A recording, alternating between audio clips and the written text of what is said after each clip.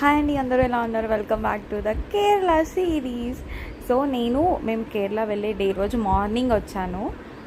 స్టేషన్కి నన్ను పిక్ చేసుకోవడానికి మా డాడీ, బ్రౌనీ అండ్ మా అన్నయ్య వచ్చారు. సో బ్రౌనీ అక్కడే ఆట అంతా చేశాడు, ఓరియో రాలేదు. మేము ఇంటికి వెళ్ళిపోయిన తర్వాతనే నేను ఓరియోని కలిశాను. అండ్ ఇక్కడ నేను చేసిన ది వరస్ట్ థింగ్ ఏంటంటే, నేను ఆ రోజు మార్నింగ్ దిగడము, పైగా నేను ఆ రోజు వర్కింగ్, షాపింగ్, బ్యాగ్స్ సర్దడం అన్నీ అవే రోజు. ఓకే, నేనే లేట్, వీళ్ళంతా మంచిగా ప్యాక్ చేసుకొని ఉంటారు కదా అని అనుకుంటే, దుర్గ కూడా నేను వచ్చాకనే షాపింగ్కి వెళ్దామని చెప్పింది. అసలు ఆ రోజు మాకు ఎంత హడావిడి అయిందంటే అంత దారుణంగా అయింది.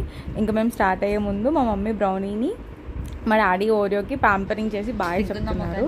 అండ్ మా ట్రైన్ యాక్చువల్లీ 5:30కి సామర్లకోట నుంచి, అది 2 hours లేట్ ఉండడం వల్ల సో మేము ఇంకొంచెం సేపు ఇంట్లోనే ఉన్నాము. బట్ మేము వెళ్ళిన ట్రైన్ మాత్రం the horrible train.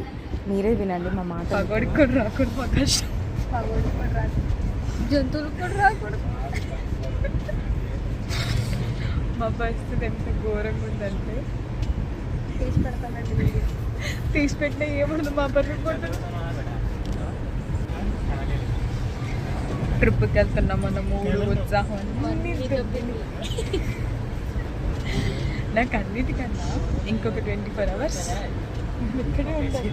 24 hours 26 late అయితే ఉంటే మొక్క పుణ్యాలే చేసుకున్నాం, గుర్తు చేస్తున్నాం అనుకున్నాం, ఏదో పాపం చేసుకున్నాం.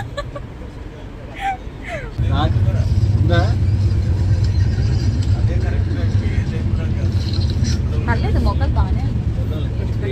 అసలు మా బాధ కాదు, మా అందరికీ టికెట్స్ కూడా ఒక్కొక్క కోచ్ అలా వచ్చినాయి. దుర్గా నేను లాస్ట్కి ఒక బెర్త్లోనే పడుకుందాం, ఇంకా మేము సపరేట్ అవ్వలేము అన్న స్థితిలో పడుకున్నాము. బట్ ఎక్కువసేపు ఏం కాదు, ఒక 3 hours అలా పడుకున్నాక తర్వాత మా అన్నయ్య మా ఇద్దరిని సెటిల్ చేసేసి వాడు వేరే బెర్త్ దగ్గరికి వెళ్ళిపోయాడు.